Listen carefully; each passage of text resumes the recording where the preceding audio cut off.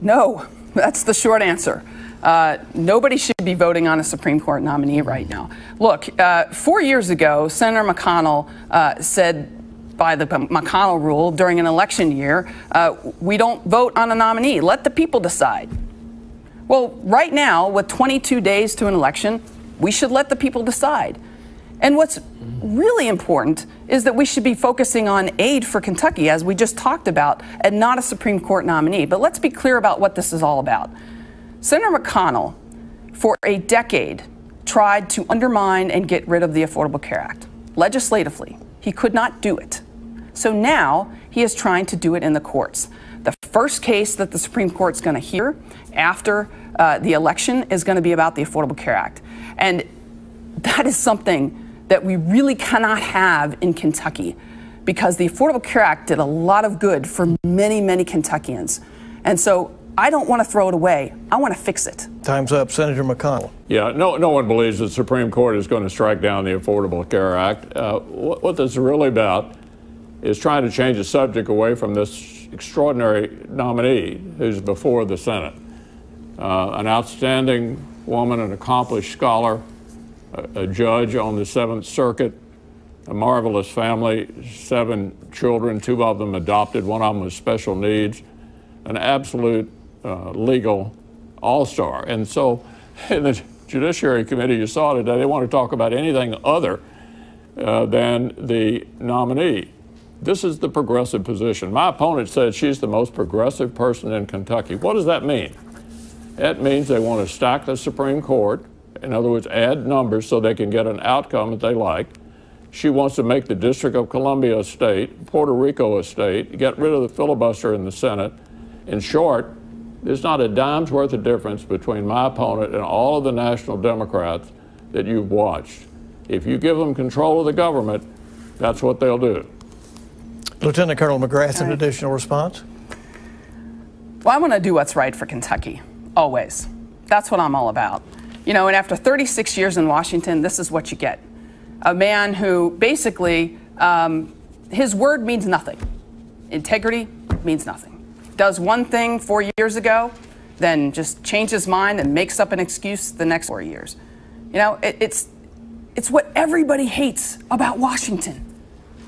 Folks, we cannot change Washington until we change the people we send there, period. Senator McConnell, additional response? Yeah, you know, have you seen those ads she runs about the swamp? Washington is the swamp. Well, she wants to give the swamp a place where they're full of influenced peddlers and lobbyists, 2 senators, just like Kentucky. That's one of the things she's in favor of. That's why she's one of the most, if not the most progressive person in Kentucky. They want to completely change the rules in the Senate to give them an advantage, admit the district as a state, Puerto Rico as a state, that's 4 new senators for them, and then pack the Supreme Court so they'll get the outcomes they want that they can't pass through the Congress. You want to respond? I would just say that, you know, Senator McConnell is lying to you about my stances, and, you know, but that's par for the course. Would you favor enlarging the court? You know, I think we should be working on unpacking the Senate right now, because he has polarized and made this partisan mess of the Supreme Court so bad that people were even saying they were going to vote for or against the nominee before they even had the name. And in my mind, that's just not what we should be looking at. I'm focused on Kentucky. Yeah, you notice she won't answer the question. And Joe Biden won't answer the question either. What Biden said is, I'll tell you after the election whether or not he's going to pass the Supreme Court. Well, we're entitled to know now whether you're going to pack the Supreme Court. Ruth Bader Ginsburg, who we all revere, said in an interview last year, 9 is the right number.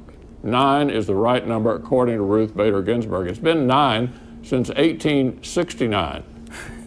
Except for the 1 year that you left 8 all year long. But here's the thing. Ruth Bader Ginsburg also said that she didn't think that her seat should be filled until the next president. And it does come down to this. When Ruth Bader Ginsburg was initially nominated and confirmed, she was confirmed 96-3 at the time. Think about that. You know, Mitch McConnell wasn't the Senate Majority Leader then, so we actually had regular order. Since he's become the leader, he has made this a partisan, complete weapon of a mess that we have with the Supreme Court. We got to get rid of him. Senator, you Every said this one is of an the big important Supreme topic. Court controversies was started by her party. Bork, Thomas, Kavanaugh. Look what they did to Kavanaugh a year ago. Tried to destroy his reputation. Look, under the Constitution, the president can nominate for a vacancy on the Supreme Court anytime he so chooses. And this president has, All right. for a vacancy during an election year, just like a lot of other presidents have over the years. All right, 19 times. 17 of the times they've been confirmed when you had the party of the president also in control of the Senate.